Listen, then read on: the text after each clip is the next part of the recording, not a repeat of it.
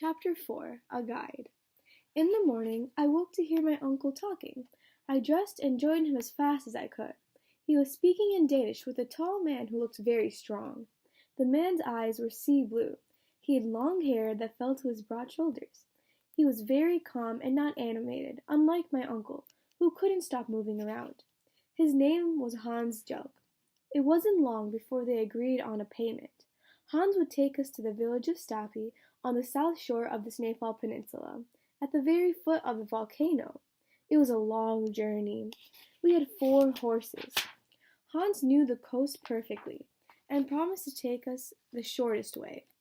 Once we reached Stapi, Hans was to stay in my uncle's service for the entire expedition.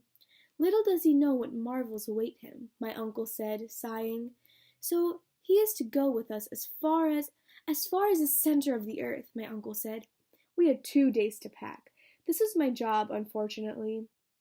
All of our supplies, from tools to arms to provisions, were to go in 4 packages. Included in our gear were a thermometer, a barometer, a chronometer, 2 compasses, a night glass, 2 of Ruhmkorff's apparatus, which, by means of an electric current, supplied a safe and handy portable light.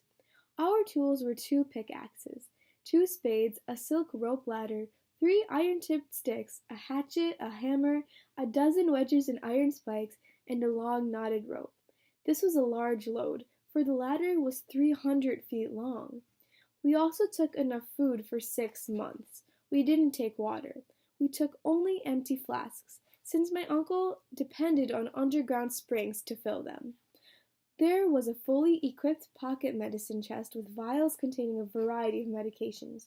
My uncle took a leathern belt, in which he carried a sufficient quantity of gold, silver, and paper money. We also had 6 pairs of boots and shoes. With these provisions, we can go on forever, my uncle cried. On June 15th, our preparations were all complete. Mr. Fridriksson gave my uncle a map of Iceland far more detailed than the one he had.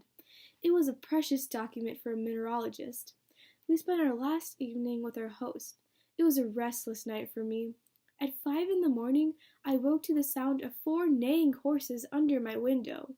I dressed hastily and went down to the street, where Hans finished our packing. As the final arrangements were completed, Mr. Fridriksson shook hands with us and bid us a good journey.